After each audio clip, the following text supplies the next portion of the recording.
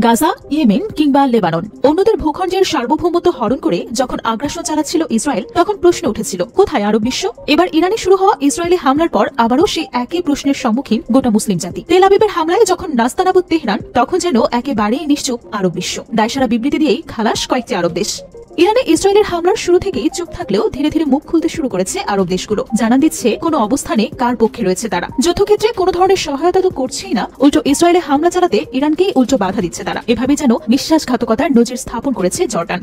Iran জুড়ে চলমান Israeli হামলার কখনো মুখ ফুটেও প্রতিবাদ করেনি জর্ডান, অথচ পাল্টা হামলা করার সময় ঠিকই তেহরানের ক্ষেপণাস্ত্র প্রতিহত করেছে দেশটি। জর্ডানের আকাশসীমার উপর দিয়ে যাওয়ার সময় এরকম ড্রোন অথবা মিসাইল নিয়মিতই আটকে দেয় দেশটির প্রতিরক্ষা বাহিনী। আবার ইরানে হামলা চালাতে ইসরায়েলি যুদ্ধ বিমানকে নিজেদের আকাশসীমা ব্যবহারেরও অভিযোগ রয়েছে আম্মানের বিরুদ্ধে। অন্যদিকে ঠিক ততটাই নিঃসঙ্গভাবে লড়ছে ইরান। নামে মিত্র দেশগুলো শুধু বিবৃতি দিয়েই দায় সেরেছে, আদতে কেউ দাঁড়ায়নি তেহরানের পাশে।